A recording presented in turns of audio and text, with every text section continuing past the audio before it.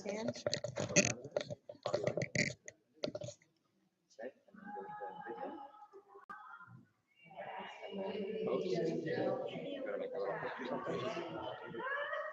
And then what's on your mind? Say.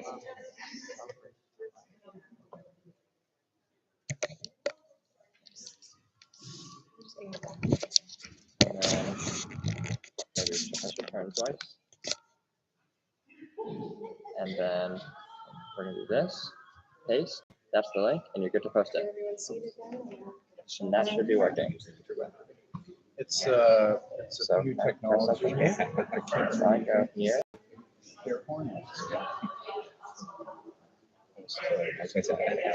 And we're live. Perfect. Just gonna send. Fantastic job there. That worked. Thank you. Okay, I'm just gonna. Jane. Yeah, you can just press it and then press paste for anyone.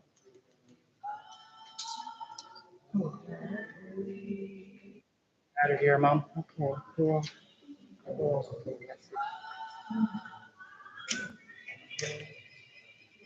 On Facebook.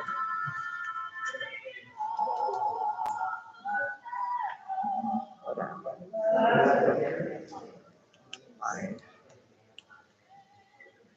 And then if you want, you can just do this actually. Boom, right there. That's easy for her. Okay. Okay, there we go. Good job.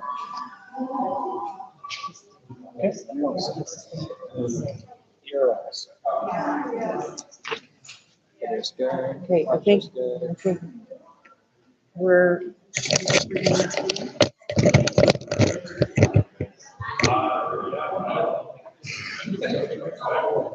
You'll move that when it's time.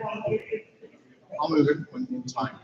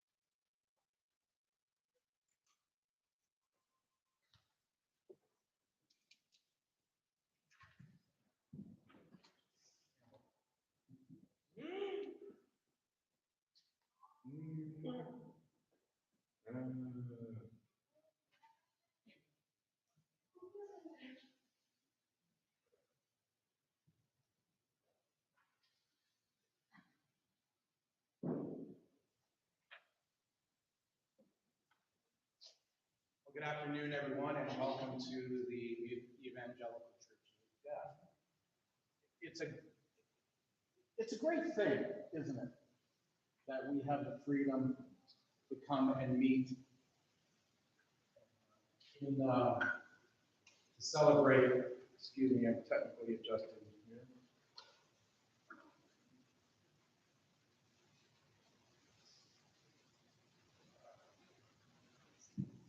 That we're able to gather and have the freedom to do so. We're here to celebrate the life of Lynette. You're all here because in some way you're connected by family, friends, certainly church members and people that live here at the center. But for all of us who knew Lynette since day one here at the center, when she used to wear that blue housekeeping schmuck around, chasing little 12-year-old Derek around, picking up the garbage after having to go. And we miss that.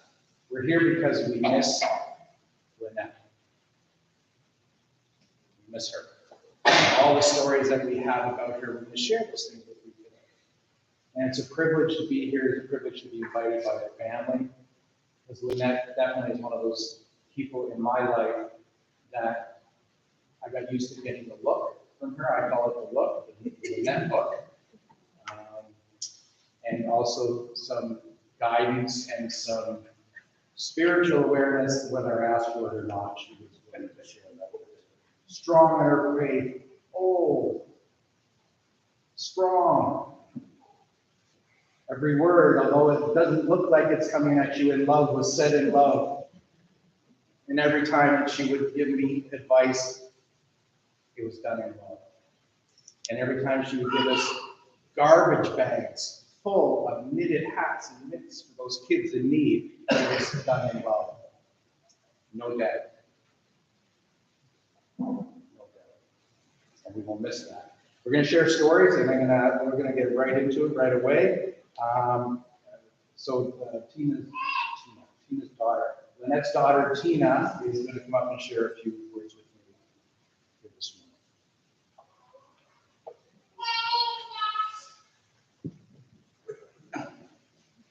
Stand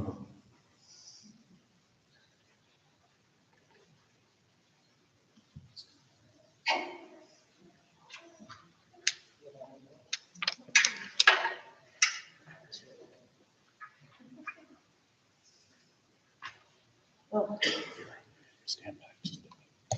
Okay, my mom, Lynette Waller, was a loving, caring, talented, beautiful lady who could be very emotional at any given time.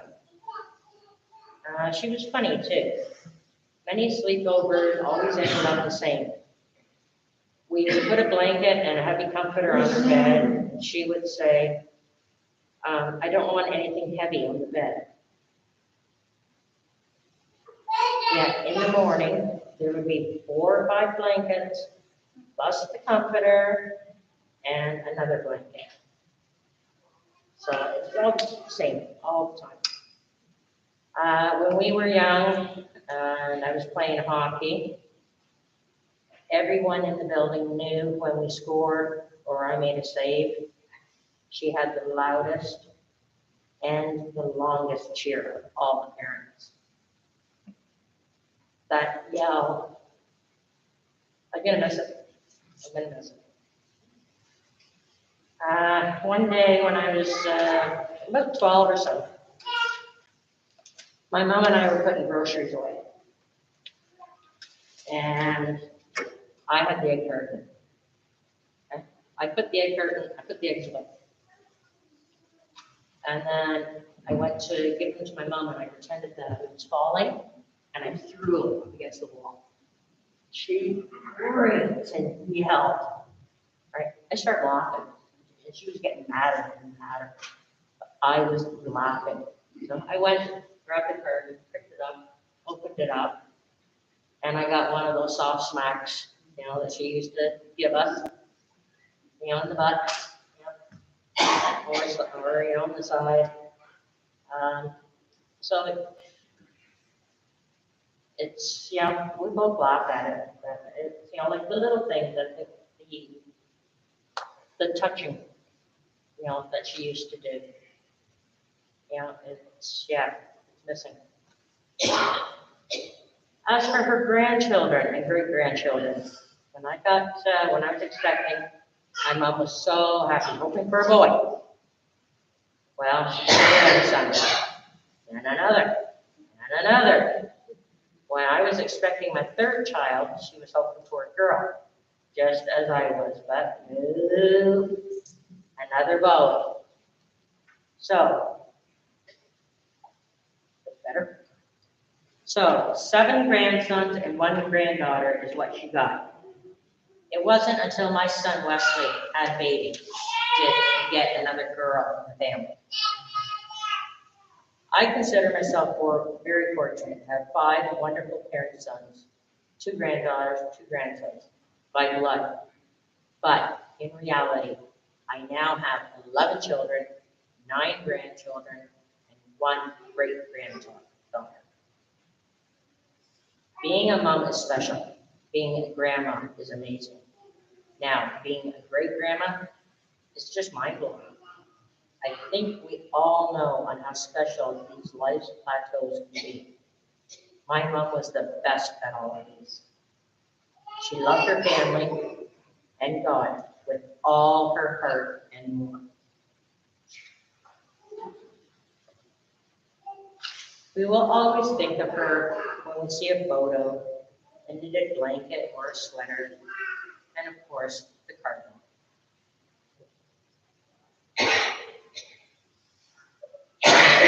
Love will always be with us in one way or another. I still find it hard to believe that she's gone. But I know she's safe, she's happy, and she's loved. Until we meet again, Mom, I miss you and I love you.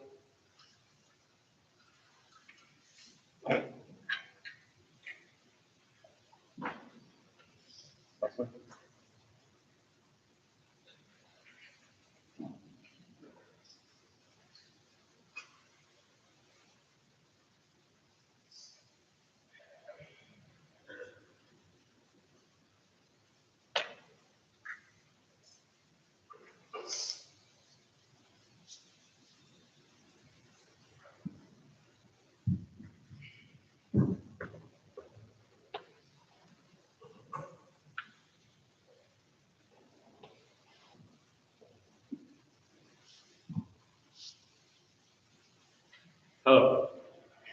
Thank you for everyone for being here to celebrate the life that was Lynette Faye Walton. I'm her grandson, Wesley, third of 5 boys, as my mom just said.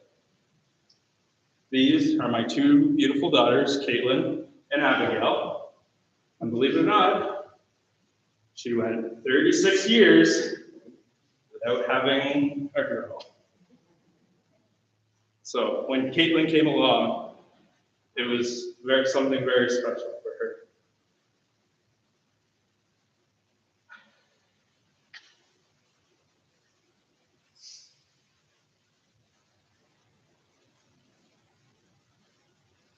Who else had the luxury of being able to stay home with grandma? Who knows what the typical grandma stay-at-home day is? You know it, Price is Right. Really, it wasn't ever the same after Bob Barker left. But then, when we weren't fortunate to stay home and then got home from school, the expectation was to do chores. Was it ever done? Nope.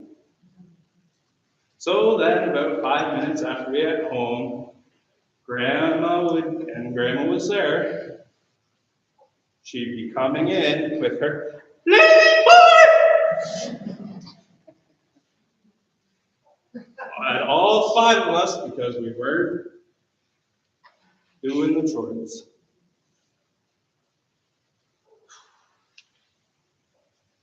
But the thing with Grandma is, no matter how lazy or how unproductive we were, she always loved us. She was always proud of us. She always enjoyed whenever I would bust out my pipes, and it'll never be the same whenever I play. Especially when I wear the kilt, because out in public, knowing Grandma, I'd be walking around and she'd be flapping my kilt around, and then as I turn around, she'd have this innocent look.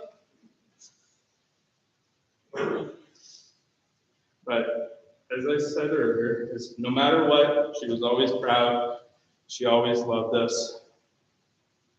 She always supported us. So now I think Caitlin has a couple of words she would like to share.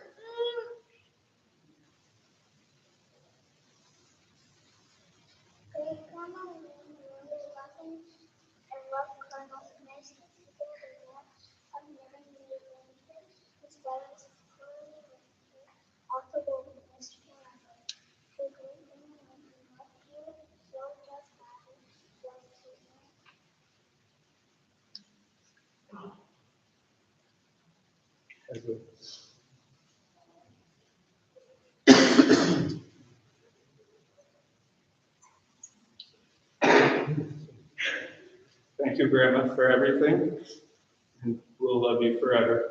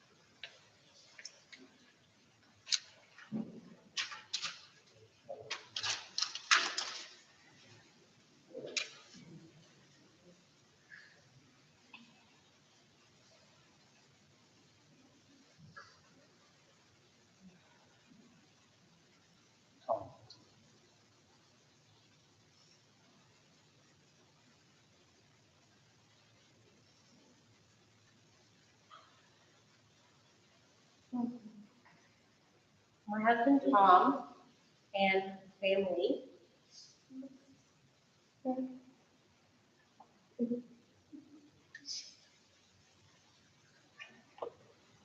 We went to school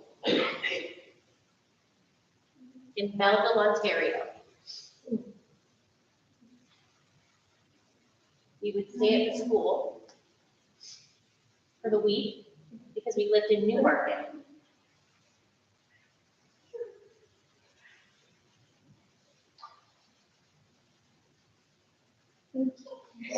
In the summertime, Tom's parents and his sister went with Lynette and Tom to stay for the weekend.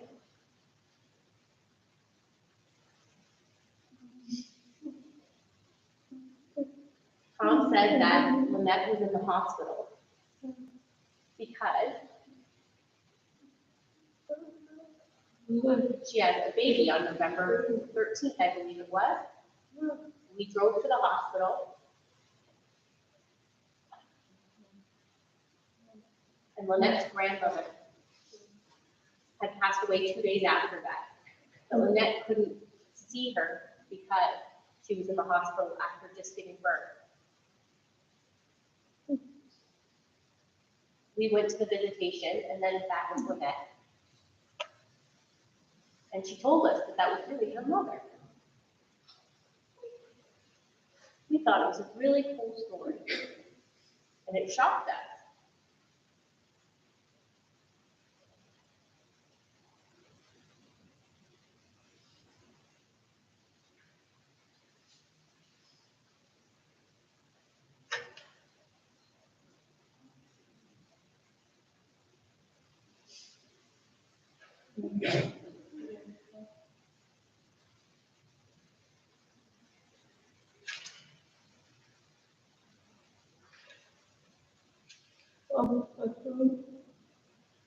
The Ontario Mission Church in Newmarket, Lynette was always wonderful inviting us to go to the church. And then afterwards, would invite us for dinner at her place. She would do this once a month.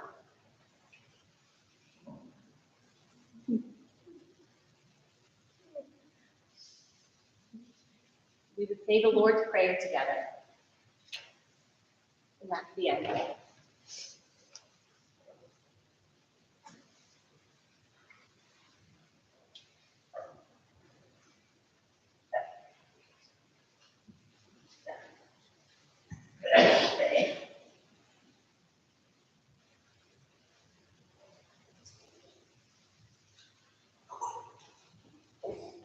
Hello, everybody.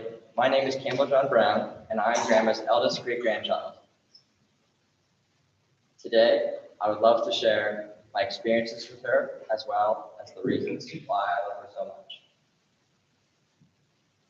much.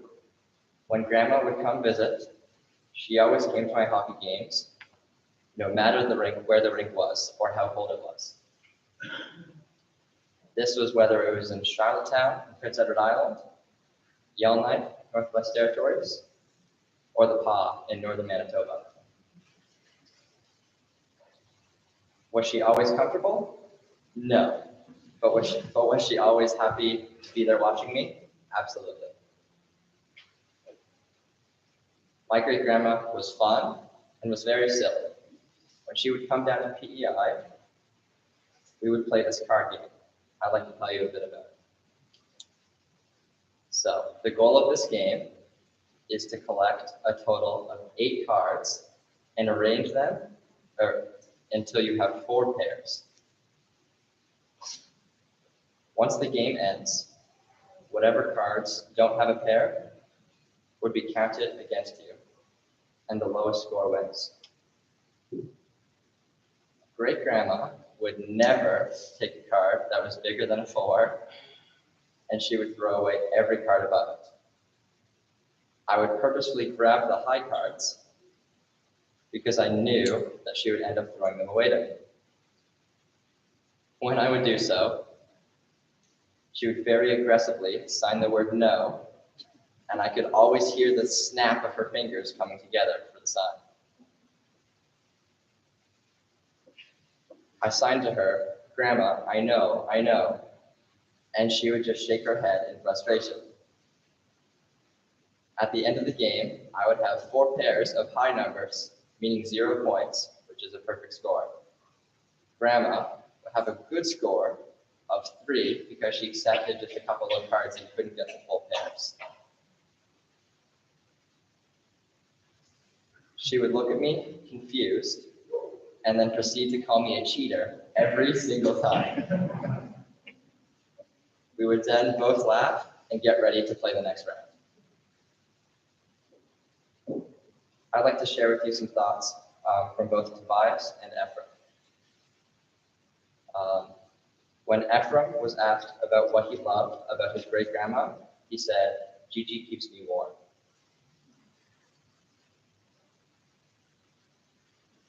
Tobias said that he loved her and that he liked that she would always show him some signs, and he appreciated all of her knitting and how much she always wanted to talk to him and how much that she loved him.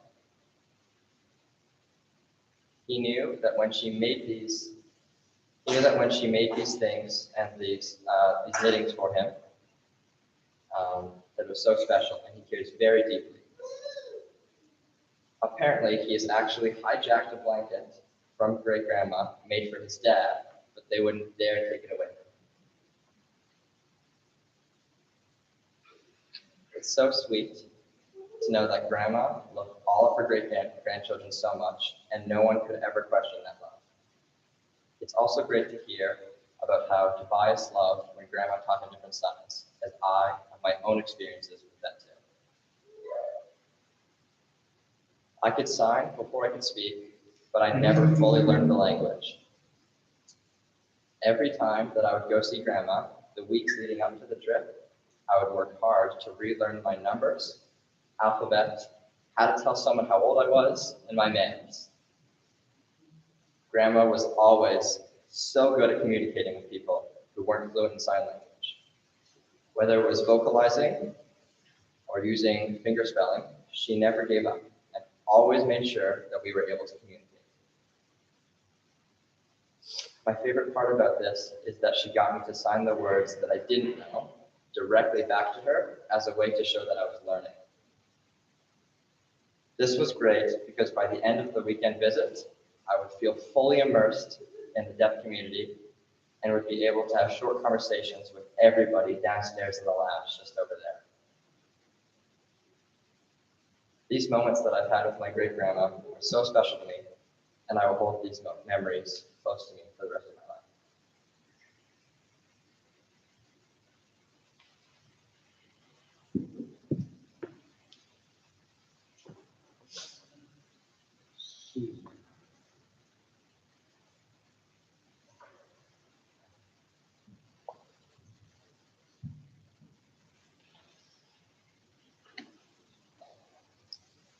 And I'd like to thank everybody for coming to my Mother Lynette's Celebration Life. It means a great deal to all of the family that will come.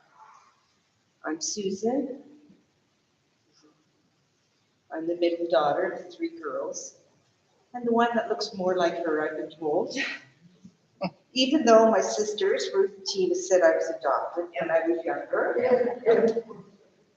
I got the graying hair first, and the love of knitting from Mom.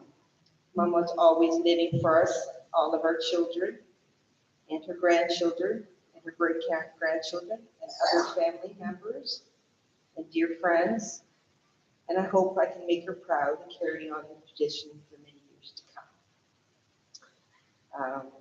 My husband wanted me to share a memory, one that earned him the nickname Boo Boo. It was one of his first visits to my childhood home in Newmarket. Mom was baking a cake, and we were in the kitchen talking, and Wayne was by the oven. And when he sneezed, and he's a very loud sneezer, the cake went flat. Boom. And ever since then, Boom it was. And the name stuck with him.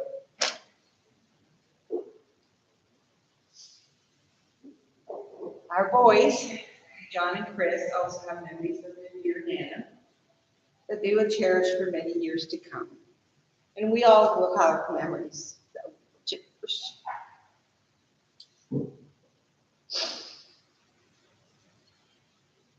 Today, we miss you like crazy. And suddenly we remember that in truth, we will hold you again. We just have to wait.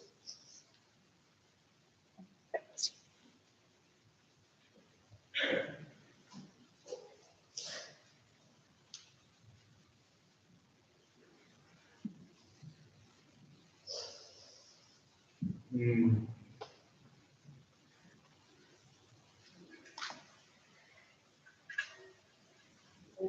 Good afternoon, everyone. I'd like to thank you all for coming today to celebrate the life of my grandma. I'd like to thank the center for hosting us today. I'd like to thank Vera for interpreting today. And Derek, I can't begin to thank you and your family, our Rumpel family, for how you've loved and cared for my grandma and for her family for so many years. I'm Amy, and I'm Lynette's eldest grandchild. There are 12 of us, as you've already heard in total, 8 grandchildren and 4 great-grandchildren. My son Campbell just spoke not too long ago, and as proud as I am of him, Grandma was always prouder. She loved all of her grandchildren so deeply, and we've all had such special times with her. My cousin Jamie asked me to share this today with you all. Jamie was so happy whenever he and his family would host Grandma. They considered it such a privilege to welcome her in their home. There was always such good times and so many laughs. Jamie, I know how much you love being with you and your beautiful family in your home. And you see, that's kind of what I want to talk about today is home. Grandma was born and lived in her childhood home with her loving and devoted parents, Marge and Lynn, and her caring siblings, Barb, Roll, and Tom. And as she grew older, you heard she was at the Belleville School for the Deaf. And that's where she met and created and continued some of her most meaningful relationships and friendships. She eventually married, and she had a home in Newmarket with her 3 amazing girls, Ruth, my mom, Susan, and Tina. My first memories of Grandma are in that home. I love visiting with her and my grandpa, and I'm not sure what my favorite part of the time. My favorite pastime there was picking fresh raspberries for my cereal or lining up all my stuffed animals on the front step and lining up Grandma there too so I could put on a bit of a show. She then lived in a home on Maxwell Avenue with some of her greatest friends. And it's at that home where my memories of her really start to begin. I was fortunate in that being the first grandchild, I didn't have to share her for a really long time. I'd have sleepovers, and remember coloring Muppet Babies coloring sheets on that front step. And she'd proudly display them on the fridge. And soon she moved just down the street to her apartment. And oh, the fun we'd have there. My parents would go away on trips, and I'd be so excited to stay with Grandma. My parents would get me all settled, say goodbye, and the moment they left, and that apartment door shut, the fridge door would open, and the biggest bowl of washed and cut strawberries would appear with a side of Cool Whip.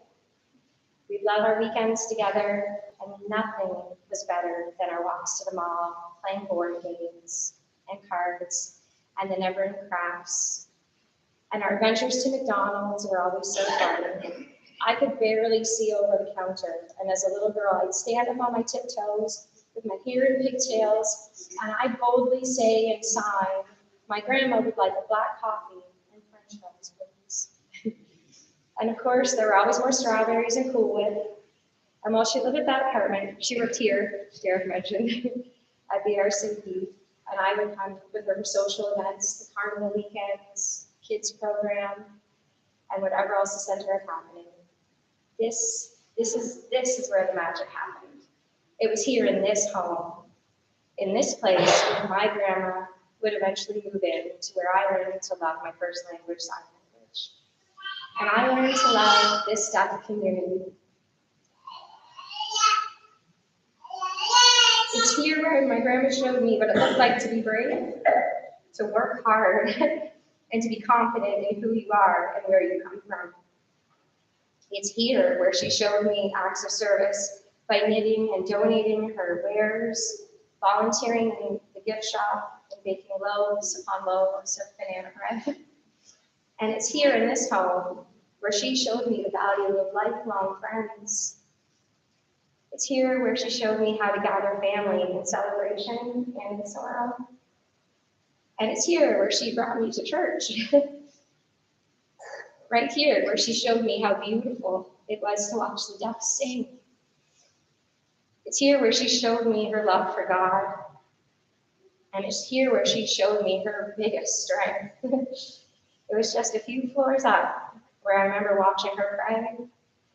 It's one of the most beautiful and powerful images I have of her, is her praying before bed, signing to him in love and gratitude.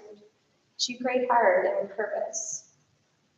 And I want to tell you that if you're here today, I'm confident she's prayed for you. And I want to say that again, because if you're here today, I'm confident she's prayed for you. She'd always sign off our TTY conversations or Facebook Messenger chats with "Stay Pray." That mattered to me because as a young adult, I came to know God, and that's one of her many answered prayers, as did my husband Sean, and then our son Campbell. A praying grandma is fierce. My praying grandma was fierce. And although her being stubborn was sometimes viewed as challenging, in prayer it was cherished. Our relationship grew larger than I ever could have imagined. She was my hero when I was a little girl, for managing to fight her way and get a Cabbage Patch Kid doll for me in the 80s. And if you know, you know. But she's more than my hero. She's been my best friend, and I'm so thankful to have had the best of her. I'm her first grandchild, but I'm often referred to as the fourth daughter. How lucky am I to have lived so much of her life with her and in so many of her homes. But her current home, it's the greatest. It's the one she's always looked forward to. It's the one she's always looked forward to going to, because as much as I'd like to think I'm her favorite, I'm not. Jesus is. He's her favorite, and she might be his favorite too. But I'm excited to share her with him, but really, he's been sharing my grandma with me. God gave her to me and to us because he knew she'd teach me to love God and to believe and trust God. And I do, and that's how I know I'll get to see her again. Until then, I'll snuggle my Cabbage Patch Kid dolls. I'll hold on to the many memories and love she's given me, because both are enough to last a lifetime. And I'll read her Bible that she left for me. And in it, I found this handwritten note that she wrote to herself. But I'm going to get that note, and I'd like for you to take it as a note from her to you, reminding you how to start your day.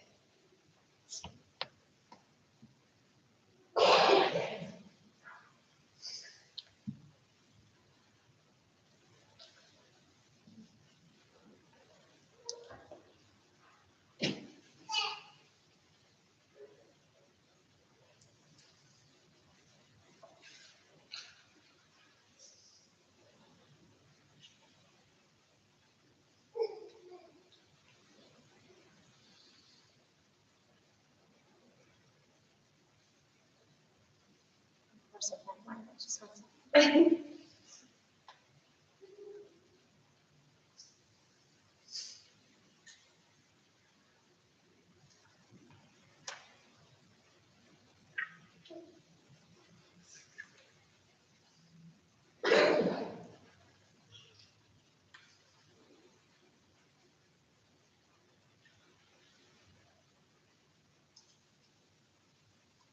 So,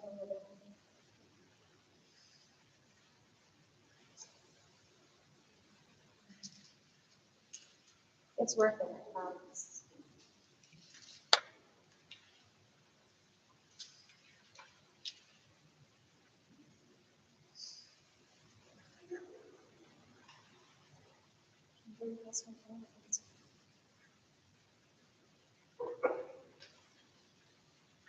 I'm a little scared, like, oh, I found it. Okay. Sorry, thank you. much like my grandma, I'm not very organized. So this is the note that I found in her Bible that she gave to me, she left for me. It said, "Morning friend, start your day with these simple yet powerful words. Forgive me, Lord. Guide me, Lord. Protect me, Lord. Bless me, Lord. Thank you, Lord."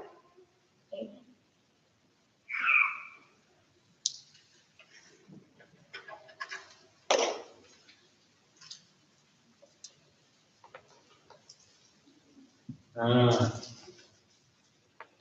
What a body should look like.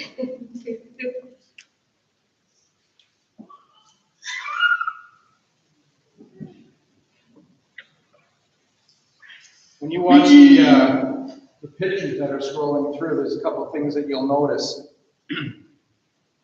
One of them is that Lynette only had 2 style of glasses frames her entire life.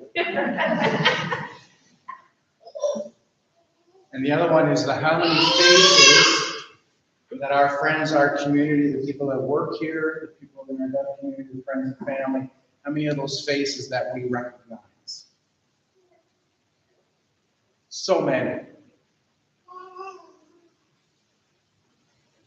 And for those that you live here and had the privilege of Lynette time, not every conversation went Campbell. Oh, Sean did this, Sean did that, Sean did that. Yeah, well, what about me, Lynette? No, Sean did this. Wow, is it ever cold up north?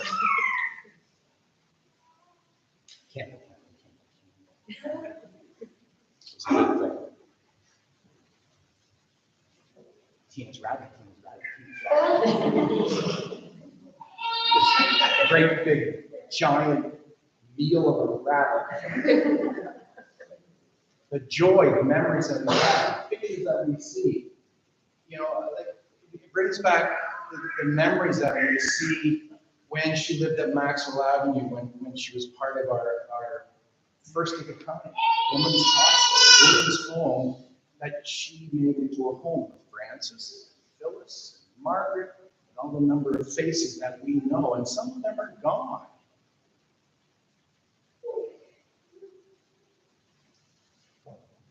Some of those people that were part of our daily life here at the center, life of the church, and they're gone. But they're not, because we have the pictures, because we get to say, hey, remember when? I don't remember Lynette winning all that money at bingo. I did.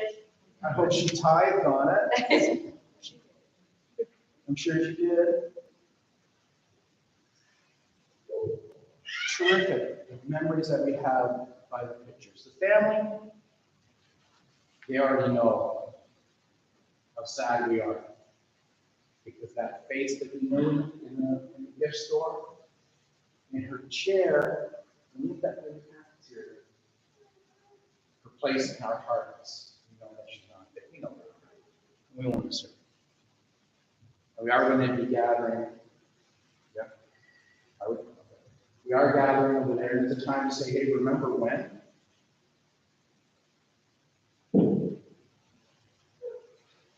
Some of you are going to go, oh, I saw some of you in the back when I forgot that she was Tommy's brother. Sister, Tom was her brother. We all got Tom Lambert stories. We all got those. Grandma, great-grandma, sister, mom. Beautiful. And those pictures and the life of Lynette is the testimony, the legacy of what life of this church was, and it is, and will be tomorrow and every day after that. To the friends that are still with us, to the friends who have gone, what we have to look forward to, each and every one of us, is this great, fantastic reunion. That reunion that will happen will be unparalleled and unmatched. The people we love. For those of you that are new to this whole sign language thing, New Lynette's not new, but I'm going to teach you the most important sign, two of the most important signs you will ever need to know every day of your life. Every challenge, for you younger folk, I get to say that now. Maybe younger folk. Here's the answer. No matter what the question is, you want to know what the answer is? No matter what the question is, here's the answer. Not just the words out of your mouth, not just words from the heart, walk in the walk. Here's the other thing. The reason we are celebrating, and don't be afraid, for you hearing people, this is almost like exercise, so don't be afraid.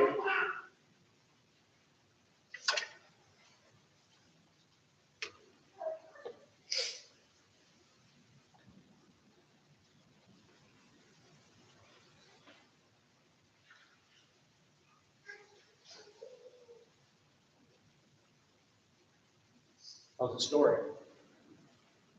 Here's you and I, Lynette, Grandma, Gigi. Here's everyone else.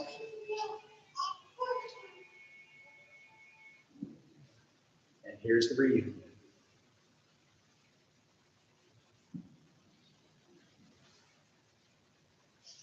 Come on, let's try. Let's try. Safe in the arms of Jesus. True story. Come on Sunday. Peter will be talking about it on Sunday. True story. I'm going to ask you to stand with me. We're going to close in a word of prayer and the family. If you can make your way out to the seniors lounge. And again, it's a time of fellowship and a time when the families, we've had it quite a while to get used to this idea. We know. We all know. Stand with me, please.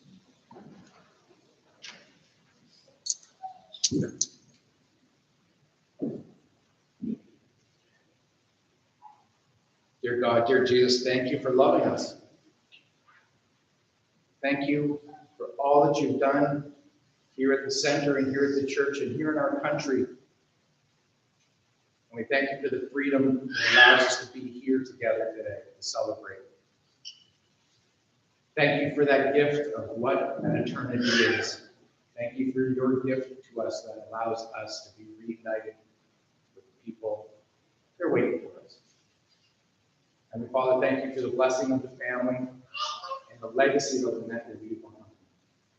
For our time together for the fellowship, bless it. Keep those people who travel, take them back home safe. And let our time together be one that reflects not only Lynette's life, but how much she loved you. In your name we pray. Amen.